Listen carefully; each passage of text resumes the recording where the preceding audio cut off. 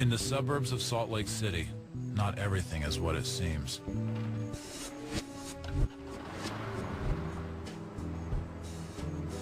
Jeremy Nelson is a homeowner, a husband, and a proud father. He was once also devoted to straight edge before he made a break from the movement. I was straight edge for, the majority of my childhood.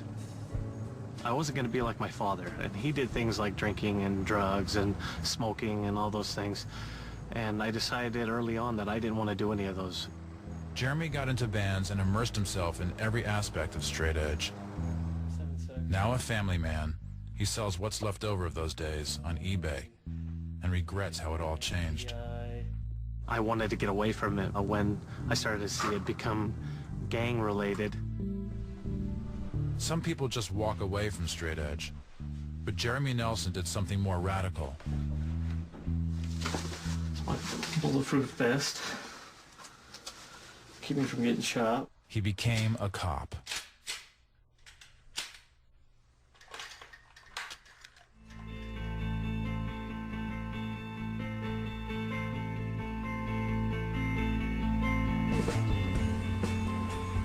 Jeremy's inside knowledge gets put to use every day, tracking gang activity.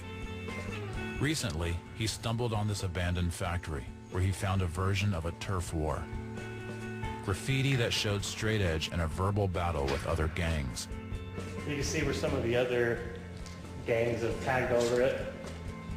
They said drug-free. The other gangs will come in and say, you are fags. You see the Insane Clown Posse stuff, weed is good. And this is kind of what fuels a lot of those battles between those two. Graffiti is how gangs claim territory and even send specific threats. And that is precisely the problem now. Whether or not a portion of straight edge kids think of themselves as gang members, if other gangs see them that way, they become drawn into the gang world. In the U.S., more than 700,000 youth are part of street gangs. And though Salt Lake City may seem an unlikely center for gangs, they've staked their claim here. Now, straight edge is one of them. When we were investigating other gangs and other crimes and stuff like that, the word straight edge would come up occasionally. We were wondering, well, who is this group, or what are they doing, or what is a straight edger? And they're saying, hey, look, we don't do drugs, we don't do alcohol, we don't do tobacco, we don't have premarital sex. But there was just something that didn't stick right in my mind, that this isn't just a typical group. Detective Brent Larson and Sergeant Stephen Woldridge investigated the violent acts that got the group in trouble. They tracked more than 40 violent incidents, including a mob attack, arson at a McDonald's, and the bombing of a mink farm. I think the biggest realization for me was probably about the time when they caught the guys, was he drinking a beer at the Salt Lake State Fairgrounds and busted a bottle and then tried to carve an X in this guy's back. That's when it was just like, whoa, these guys are really kind of out of control. Looking back on it with 20/20 vision, wow, yeah, it probably was eventual that somebody was going to end up getting killed. Someone did. His name was Bernardo Represa. He was 15 years old. Sergeant Woldridge took us to the scene of the crime, 9 years to the day after it happened. It was Halloween night, a Saturday night in 1998. We had literally thousands of people out cruising around. A group of 30 to 40 straight edge gang members and their associates were hanging out here in the street corner. Straight edge kids were yelling taunts at some of the passing cars, including one carrying several local gang members. The car stopped. Kids got out, and a punch was thrown that set off a brawl. Soon, it was 30 straight edge kids against 7. There was a stabbing that occurred over in that parking lot. The victim of the homicide, who ran southbound across the street, he was chased down by 4 straight edge gang members. He fell to the ground. He was struck several times in the head with a baseball bat, and then he was struck with a spring billy and stabbed.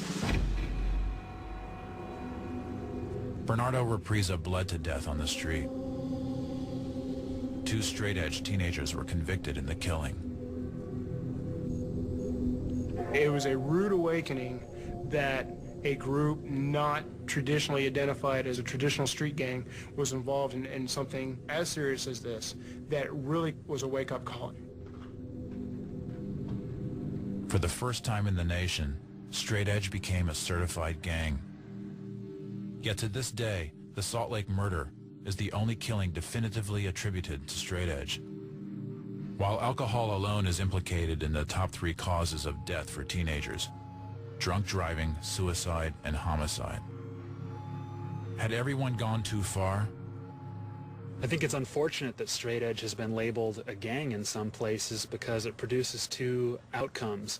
One, it attracts kids to Straight Edge who might want to be involved in gang-like behavior. And 2, it gives Straight Edge a bad name for those kids who are simply trying to live out a positive lifestyle. Straight Edge was now caught squarely between its positive and militant sides. And the battle over whether it really deserves to be a gang moved to new fronts. Reed High School, Sparks, Nevada. According to its authorities, this suburban district school has become an epicenter of Straight Edge and the violence that now gathers around it. The halls here are like schools all across the country, but more heavily guarded.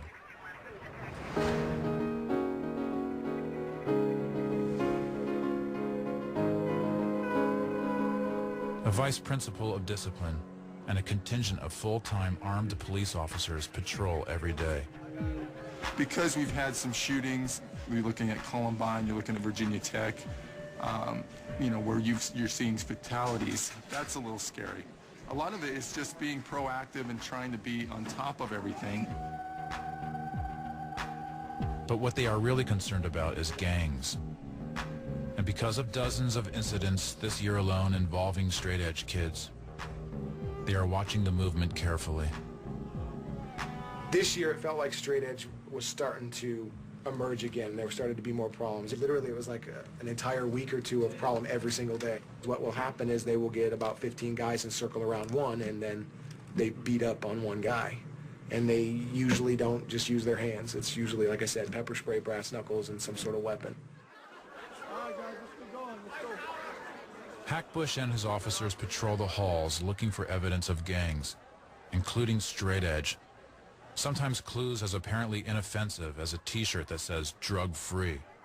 It says drug-free. What other message, more positive message, would you want at your school? Well, you're right. Until there's about 5 to 10 of them wearing the same exact drug-free sweatshirt and wearing that, you know, and then that's their outfit. But such vigilance from the law can be confusing to kids who look to Straight Edge as a way to stay out of trouble.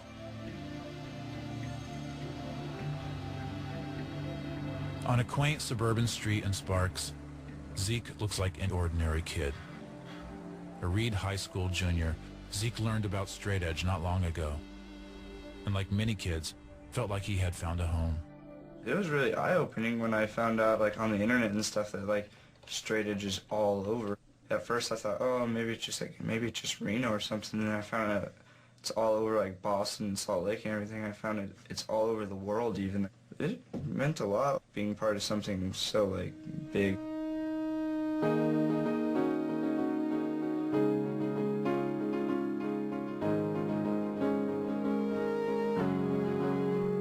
Well, he's always been a little rebel. I guess not, you know, not a bad rebel, but he's never been a mainstream kid because he thinks for himself.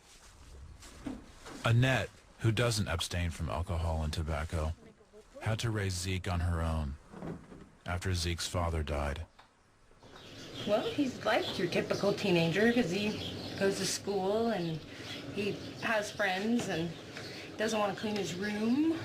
Then on the other side, he's not typical because he's made these choices to not drink and do drugs and not poison his body. Annette, as with many parents, is caught between what seems like a good choice for her kid and the reputation she hears about from Reed High School.